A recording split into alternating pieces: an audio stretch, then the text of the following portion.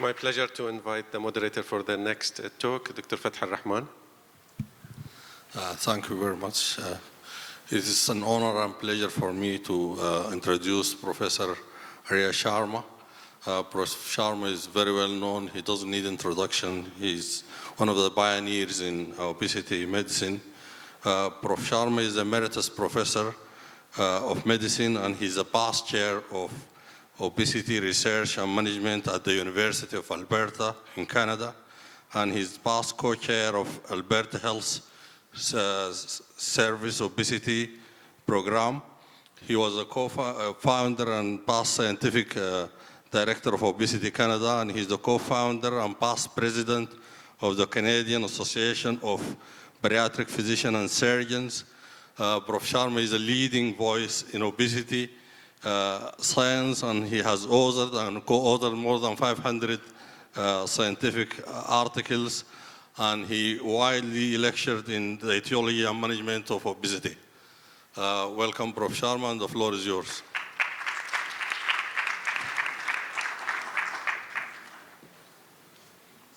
Thank you. Wow. It's so nice to see the whole room full of an audience that seems to be very enthusiastic about this topic. Your Excellency, I'd like to obviously thank Sarah, Dr. Haddad, Dr. Hussein for bringing me back to Abu Dhabi, and I hope to spend the next few minutes talking about a topic that I've actually been thinking a lot about, and that is how do we bring obesity medicine to the family doctor?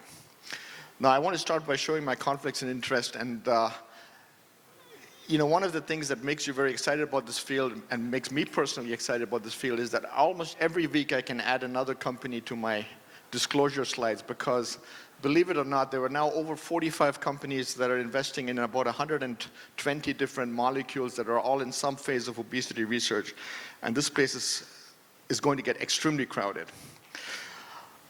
However, I want to start with this because, you see, my training was in internal medicine and nephrology, and I was a practicing nephrologist. I graduated from medical school back in '86, and the first 15 years of my career, I was training as a nephrologist, looking after patients on our kidney transplant unit. I was running the hypertension clinic. And in 1993, we had the discovery of leptin, and I became interested in this whole idea that you have adipose tissue secreting a hormone. And I went to my boss at the time and I said, I want to be interested, I want to dedicate some of my research time to obesity. And these are actually the words that my boss at the time told me. He said, Dr. Sharma, don't risk your credibility and your career.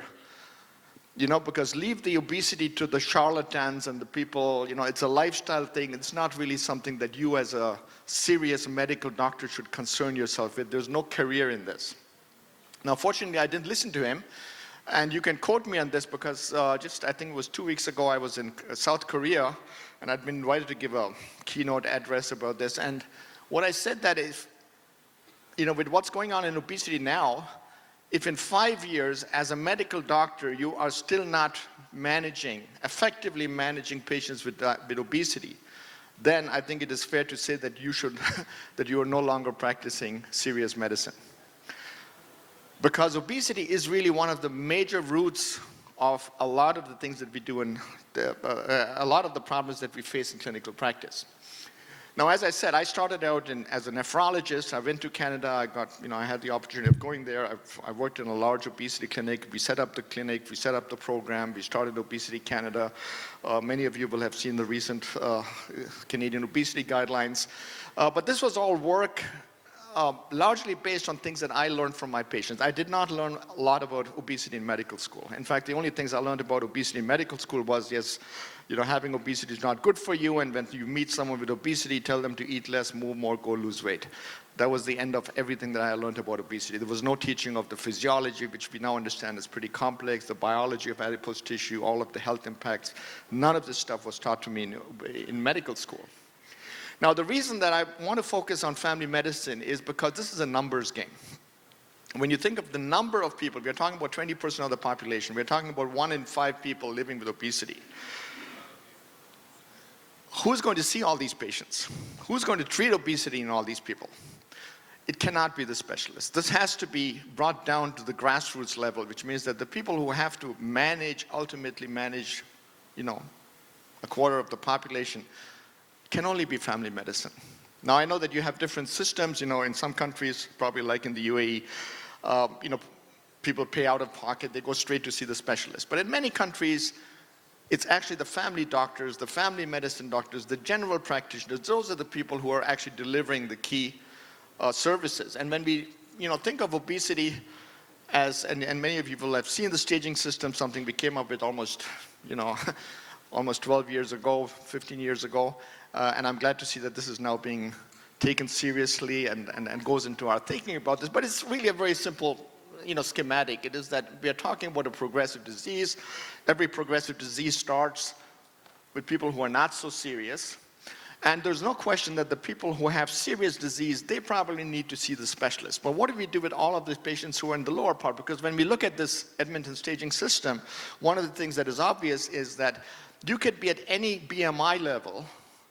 If you have more severe disease defined in the presence of functional problems, metabolic problems, mental health problems, then of course your mortality risk increases. But this happens at every level of excess body weight. And as you can see here, this also happens in people who are in the overweight range. So even in people who have BMIs of 25 to 30, not people that you would consider to have obesity. When you look at the population distribution, that's actually where the burden of obesity is. The burden of obesity is not in people who have BMIs of 50 and 60. They have a problem, but that's not the burden of obesity. The burden of obesity is over here. When you look at this as a bell-shaped curve, most of the burden of obesity is actually in the lower BMI range. These are not the people who are thinking about going to see an obesity specialist. These are the people that are being seen in family medicine. They're being seen by the family doctor. They don't see themselves as having an obesity problem because they kind of look like everybody else. But that's really where the burden of disease is, and about half the people in this category are actually in high risk. So when you look at EOS 2 and 3, they are at the lower end of BMI. Okay. So we know that there are multiple comorbidities, and we can play the numbers game here and we can see this is over 200. So if you think about this, this is also a reason why you cannot do this with specialists. Because if I'm someone who has obesity, I've got liver disease, I've got heart disease, I've got my knees are hurting, I've got mental health issues, how many specialists can I go and see? But where am I going to find that one specialist who can cover all of those areas? Well, actually, it turns out that the specialist who covers all of those areas is the family doc.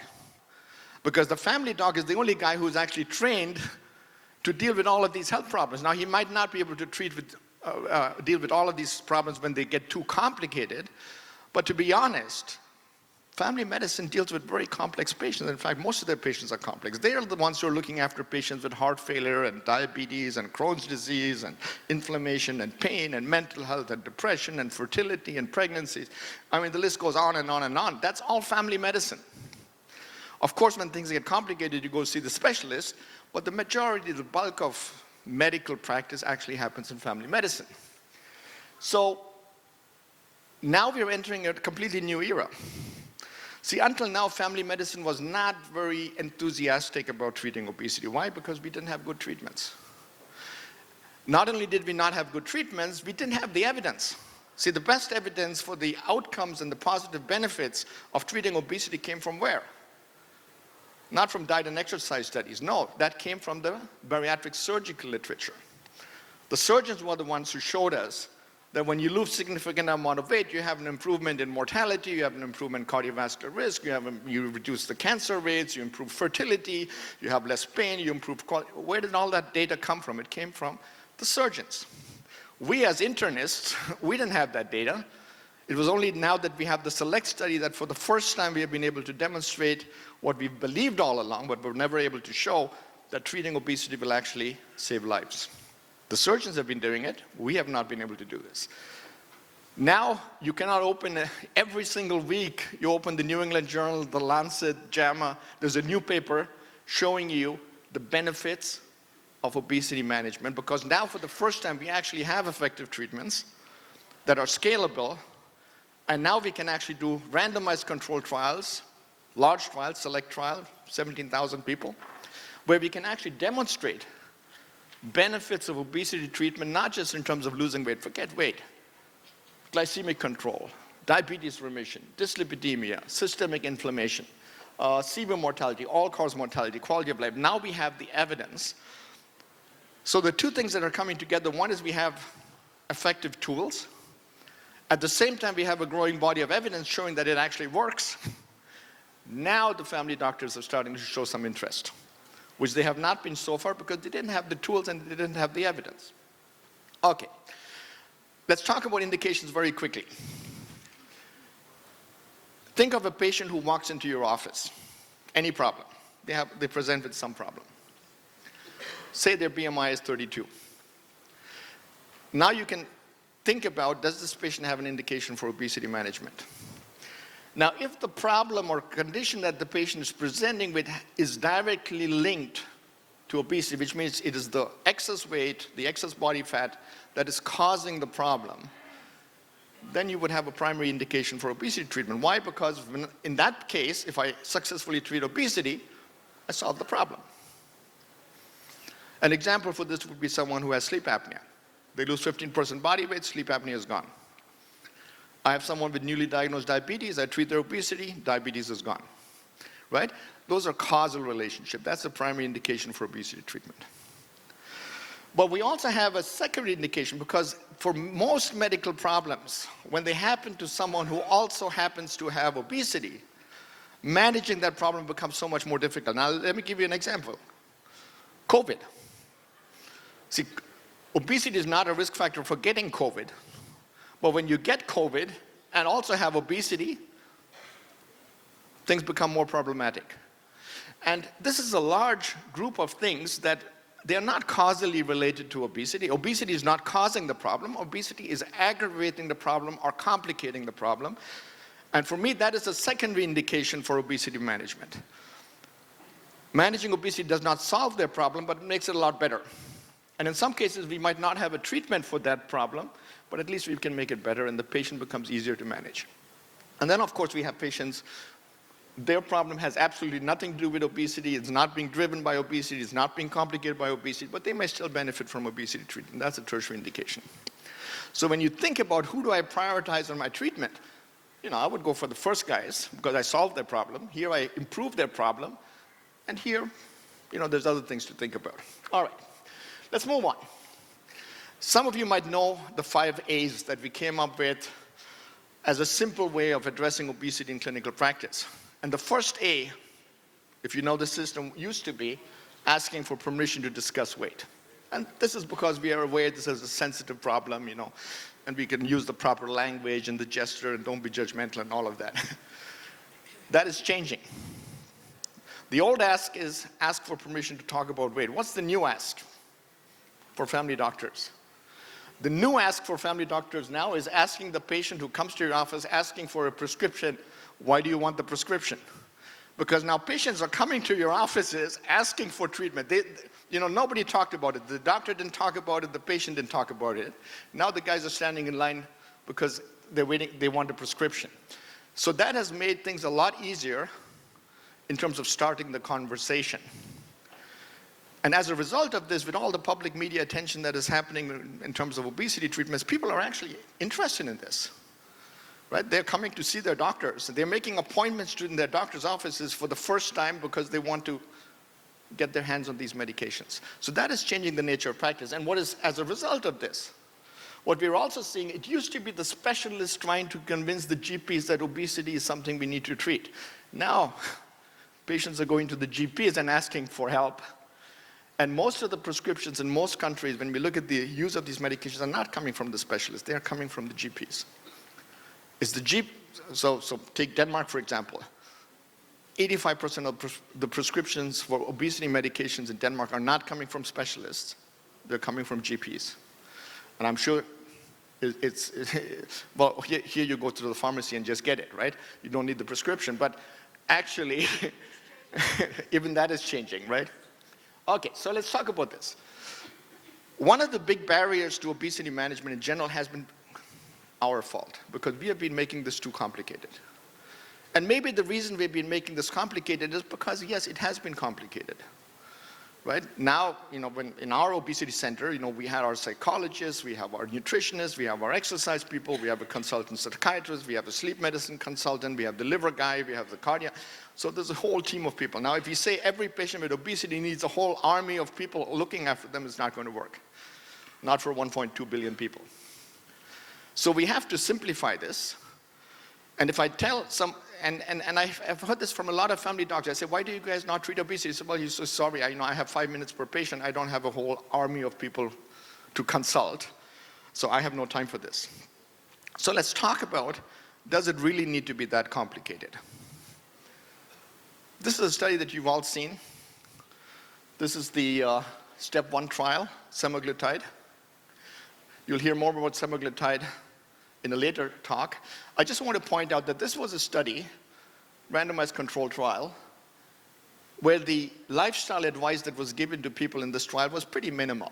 Basically, they were told, reduce your caloric intake by 500 calories. They were giving a brieflet. They had one consultation, increase your physical activity, and what did they get as a result? They got 16% weight loss. That was the step 1 trial. Remember the number 16, okay? Well, then we had the step 3 trial, intensive behavioral modification. Low-calorie diets for 8 weeks, meal replacements. Then they had a prescriptive hypocaloric diet. They had 100 minutes of physical activity, but that's where they started. They had to increase, and there was counseling, there was visits, there was 30 individual intensive behavioral therapies. So this was much more intensive behavioral lifestyle intervention than you could possibly ever do in clinical practice. We would simply not have the resources for this. What was the result? 16% weight loss.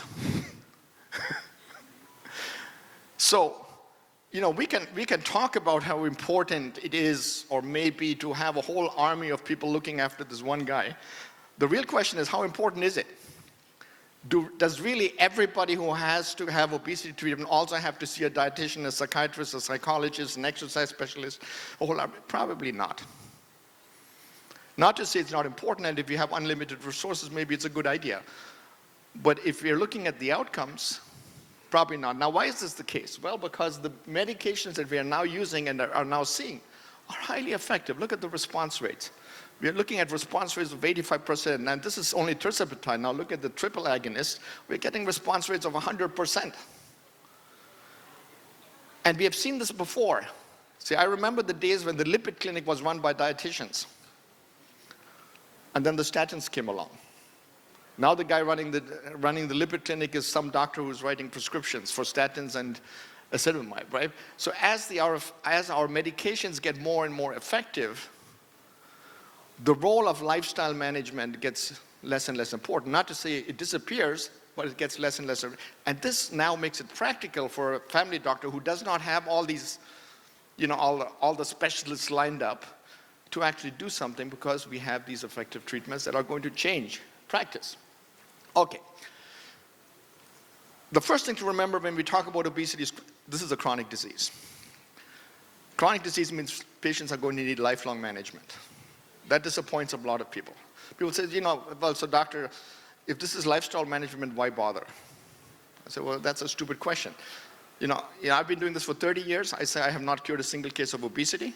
But you know what? I've also not cured a single case of type 1 diabetes. I've not cured, coronary artery disease. I'm not curing my patients with chronic kidney failure. No, we do chronic disease management. Type 2 diabetes management is chronic disease management. So there's a lot that we already know about how to manage chronic disease. All we have to do is take our principles of chronic disease management and apply them to obesity. So what can we learn from other chronic diseases? Well, the first thing is we need comprehensive assessments. We have to look at history. We have to understand the patient. We look at risk factors, genetic predisposition. We personalize our treatment plans depending on the patient's situation, comorbidities, preferences. Yes, if we have the resources, we do multidisciplinary approaches. We have to educate and empower. If you're going to live with this disease for the rest of your life, you better learn about it. You better understand. We do that for our COPD patients. You have allergy patients. You have asthma patients. We have all kinds of patients with chronic disease. They have to learn about their disease. They have to learn how to self-manage. We have to regularly monitor and follow up these patients. And of course, now we can start using technologies to monitor these patients, to help these patients, etc. So we're doing this for other chronic diseases. This is what we can learn from other chronic diseases. We just have to take all of this and now apply it to obesity. Now, one of the comparisons that I often hear is, and we're seeing this happening, and this is actually, if you look at this from a professional political standpoint, now that we have these effective treatments and we have all these companies coming in and they're spending money, some areas of medicine are getting very excited about this and say, you know what, we can do this. And one example is the diabetes guys who are now very excited about it. You should not forget that 70% of people with obesity don't get diabetes, don't have diabetes, will never have diabetes. They have other problems. So I don't understand why the diabetes guys are so excited about this. The diabetes guys should worry about managing obesity in people with diabetes and leave the rest of obesity to the other people who probably know more about it. Because there are important differences between diabetes and obesity. There is some social stigma about diabetes, but now we're comparable to what we actually have in obesity, right? We're dealing with a stigmatized condition in a patient who is self-stigmatizing. Diabetes we have now recognized as a disease. That wasn't always the case, but now most people will agree, yes, diabetes is a disease. In obesity, we are still, do we call it a disease or is it a risk factor? We're still arguing about this. Here's an important difference. You cannot graduate from medical school without at some point in your medical training having managed diabetes and having learned to manage diabetes. And of course, we have all studied the physiology. I mean, there's not a single medical graduate who has never heard of insulin or who has never heard of the beta cell or who has never heard of glucagon. No, we've learned the physiology. We are still graduating people from medical school who have never heard of COMT, alpha MSH. You ask medical school graduates, so what controls appetite? You're lucky if they'll probably say, I don't know, maybe leptin. They've heard it. They have no idea what it does. They have no idea what the physiology is. We're still not teaching the physiology of this, right? So for diabetes, every doctor who graduates from medical school has at some point learned about diabetes and how to manage it.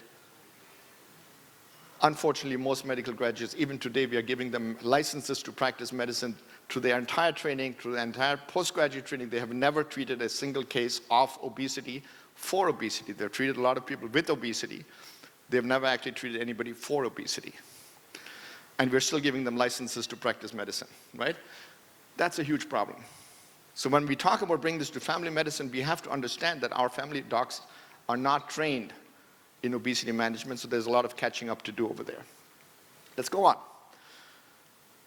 Here's a big difference. When patients go to see a diabetologist, they don't go to the diabetologist and say, hey, doctor, I need you to take my A1C down to 6.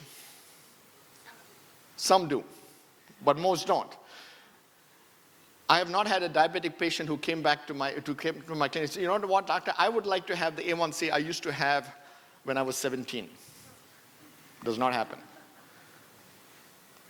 In obesity, that's very different. Patients have a number in their head, and that's the number they want. It's completely unrealistic. It's mostly based on nothing.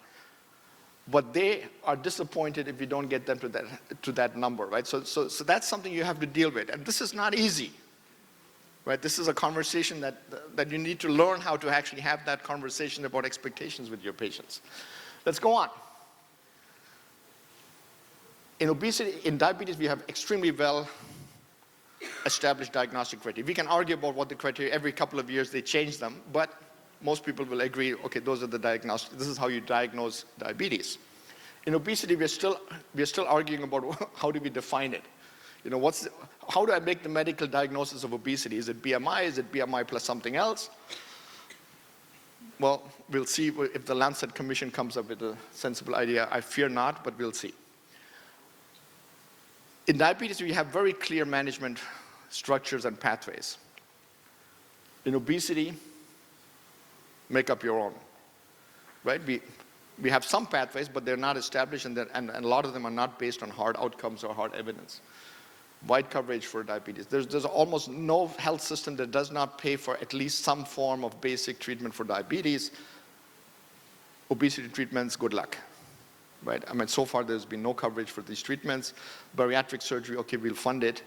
Very limited. So in most countries, most insurance systems, we do not have access, which of course for a family doctor, you're writing a prescription, patient goes to the pharmacy, and next thing the guy calls your practice again, say, hey, doctor, I'm in the pharmacy here, and how come my insurance is not paying for this? Right? Now you have to have a conversation. So that's another barrier to doctors getting too involved in this. Okay. Here's another interesting one. See, I had a strong academic interest in obesity, but this is nowhere comparable to the academic. I mean, there is not one single medical school that has research that does not have somebody doing diabetes research. This could be basic research, this could be clinical research, this could be imaging, this could be pumps, this could be technology, this could be introducing AI into diabetes management. Some diabetes research is going on. That has not been the case for obesity. In fact, most medical schools, most universities, they do not even have a chair for obesity. They have a chair for diabetes, they have a chair in cardiology, they have a chair for liver disease. Where are all our chairs for obesity? And if there's no chair, who's teaching this? Who's doing the research? Who's training the students? Where's your postgraduate program for training people in obesity medicine? It doesn't exist. Why? Because there has been very limited academic interest in obesity. Most of obesity today is still in private hands. So there's some private hospital that does it, there's some private clinic somewhere that does it. It's not the academic institutions that have taken on obesity as being one of the major things that we need to teach our medical graduates. Professional. This is a good conference, this is a big conference. This is nothing compared to your diabetes conference. I'm sure that when in the United Arab Emirates you have your diabetes meeting, there's not 3 companies, there's probably 50 companies, and there's probably not 500 people in the room, there's probably 5,000 guys in the room. Okay? We have very small professional, why? Because they haven't had the money. Now the money is coming, they're going to grow, and we need to support that growth. Because to be taken seriously, you need strong professional associations. Because it's the professional associations that come up with the guidelines, they support and mentor young trainees, they provide scholarships, they provide a forum in which people can present their results, we can have all kinds of focus groups, so we need strong professional associations. We have them for diabetes, we have them for cardiology, we do not have them for obesity. Why do we need them for obesity? Because obesity has so many, see, if you're a family doctor, how many conferences can you go to? To learn about cardiology, I have to go to the cardiology conference. To learn about diabetes, I have to go to the diabetes conference. Now I need to learn about sleep apnea, I go to the sleep conference. How many conferences do you want to go to? Let's bring all those topics together under one umbrella, and let's go to the obesity meeting. And that is why what you're now seeing is the attendance numbers at the diabetes meetings is starting to go down. The numbers at the obesity meetings is dramatically increasing. Every year you go, I was recently at the International Congress of Obesity meeting in Sao Paulo. They had to stop registration for the meeting 3 months before the meeting because of the interest in that meeting. My advice to you guys, start going to those obesity meetings. If you've never been to an obesity conference, and I'm talking the European Obesity Conference, etc., those are great meetings. All right, here's another one. Nobody is trying to sell you stuff for diabetes. We have a huge direct-to-consumer market for weight loss. I mean, anybody can call themselves personal trainer. Why do people get gym memberships? Why do people buy all kinds of supplements, diet books, whatnot? I mean, there's guys selling you weight loss at every corner. That's our competition. Those guys are not being regulated.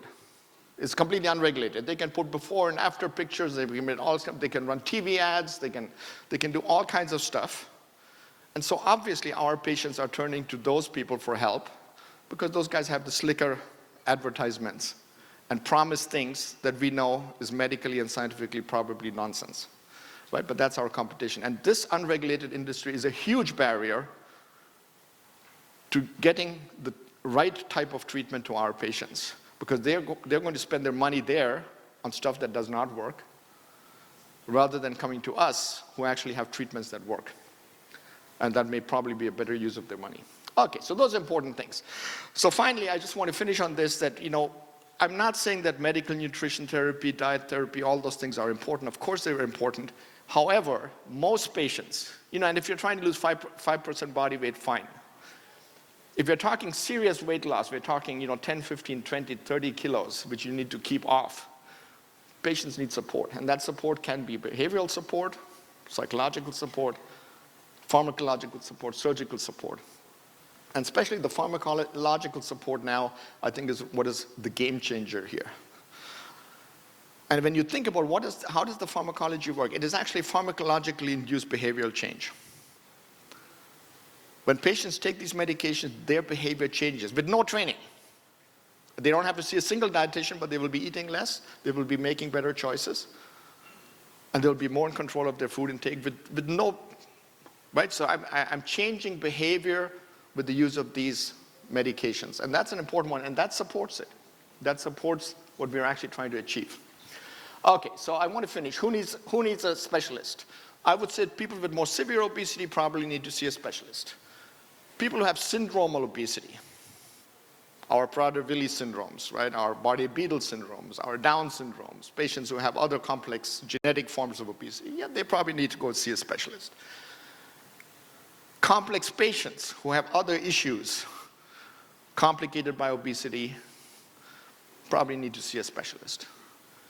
People who are not responding or not tolerating the medications that we have, they probably also need to go and see a specialist, right? People who are at the end of the spectrum, these are difficult patients to treat, patients who have sarcopenic obesity because of disability or frailty or aging or some other medical problem, autoimmune disease, whatever, they probably also need to go and see a specialist, right? But I'll put to you that 80%, maybe 90% of patients living with obesity do not need to see a specialist. They need to go see their family doctor. We need to train their family doctor on how to provide best care, and we need to make sure that the evidence-based medications, treatments that are now available become more widely available. That's a question of coverage, it's a question of cost, it's a question of negotiating, it's a question of competition, but it's going to happen. Okay. When we talk about tolerability of medications, we need one big distinction, because every talk I give on obesity medication, some guy is going to say, well, what about safety, what about tolerability? So here we have to make the distinction between problems that are directly related to the action of the medication. So I'm using GLP-1 as an example. Yeah, that causes nausea, diarrhea. That is what the medication causes as a side effect, call it adverse effect. That is different from all of the things that happen to people when they lose weight. These are not side effects of the medication. This is what happens to people when they lose weight. How do we know this? Because the same thing will happen to patients who have bariatric surgery. The same thing will happen to patients who are on formula diets. The same thing will happen to anybody who goes and loses 20% body weight. They're going to have dry skin. They're going to have muscle loss. They're going to have nutritional problems. Everybody's going to have excess skin. That's going to be another major health problem that we are going to see.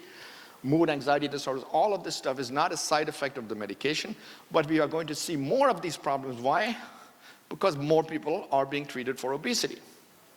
So we are going to see more consequences of weight loss, which has absolutely nothing to do with whether the medication is safe or not. It has to do with the fact that people are losing significant amount of weight, which then causes these problems. So if you're the family doctor, you also need to know this, and you need to have strategies to manage these things. They can all be managed. It's not rocket science, but you have to know that when your patient who's lost 20% body weight is now having anxiety attacks because his social environment is changing, you need to be prepared for that, and you need to warn your patient, and you need to manage your patient. Again, you don't need a specialist for that. This is almost common sense. Okay. Barriers to providing care, weight bias continues to be. Unrealistic notions about the efficacy and effectiveness of lifestyle. And lots of family doctors still think, you know what, if I can motivate my patient, and if I can talk to my patient and warn my patient and point my finger at my patient, they will somehow be able to go and lose 20, 30, 40% of their body weight and live happily ever after. It does not happen, right? So we need to actually talk a lot about the effectiveness of lifestyle management for obesity. In fact, I can tell you, if I can take lifestyle management for obesity and put it in a pill, diet and exercise, I put it in a pill. There is no health authority on the planet that would ever approve that pill for obesity treatment, because it would not meet the requirements of 5% weight loss at 2 years, right? Diet and exercise as a treatment for obesity would never get approved if it was packed into a pill. So we need to stop believing that that's going to be the solution to the problem. I'm not saying it's not important, I'm just saying it's not enough. Okay, lack of provider knowledge and training, we've talked about this. Lack of time, we have to make this simple. Technology is going to help us there. Here's a big one. Doctor says, I don't have time for this and I don't get paid to do this. Well, I don't know how that we can give them more time, but we can certainly pay them to do this. Give them a billing code. See, if you want to get doctors to do something, you pay them to do it. It works. If you want doctors to stop doing something, you stop paying them to do it. They stop. It's very simple. Okay? This is not rocket science. Lack of guidelines, we're working on this. I know that the UAE is coming out with guidelines. I think I've seen a draft version, I can say that much. I'm excited about them. I think they're very innovative, and I hope they will be very effective and will hopefully be widely adopted across the entire Gulf region. Limited access to treatments, again, this is something we can change. All right, we've already seen this. I think the focus is, see, even if the specialist maybe sees this and this is going to be the job of the family doc. And like every other chronic disease, the challenge is going to be, how do I keep my patients on treatment? It's not unique to obesity. We have patients, they come off their statins, they come off their blood pressure pills, they come off their asthma sprays. People don't like to take medications, but that's part of our job, and family medicine actually knows how to deal with that because that's what they do every day. Okay, I want to stop there. Thank you so much for your attention.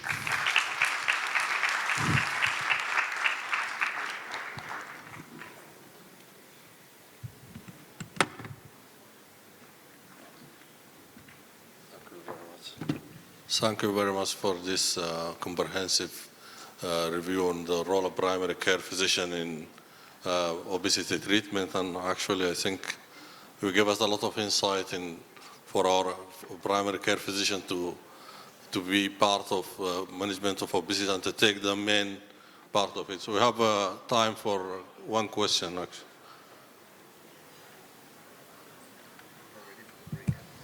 Assalamu alaikum wa rahmatullah. Thank you, Dr. Shah. Just a comment, or if you consider it as a question, since we consider obesity as a chronic disease, same like diabetic, hypertension, lipid, why we have the medicine of obesity is very expensive compared to other. So if we have it in the hand of the patient, so at least we reduce this bulk of the problem. We have the obesity. If the patient, he can buy or take the medicine from the primary health care, if it is less in the price, it will be more effective and we reduce all this. Absolutely. So thank you for the question. So you're addressing the issue of cost of these treatments. So I remember when statins were first introduced, this goes back 30 years. When statins first come on the market, Donna, you'll remember the time, people were saying, these medications are so expensive, we cannot put everybody who has high cholesterol on a statin. It will bankrupt the system. Right? When the first statins came out, they were about €9 a day was the treatment cost. They said, there's no way we can ever do that. 5 years later, everybody was on statins. Why? Because the price comes down. We already have generic liraglutide has already been launched in India. Semaglutide goes off patent in what, 3-4 years? There's going to be generics, there's going to be competition, there's going to be more compounds coming. There's negotiations.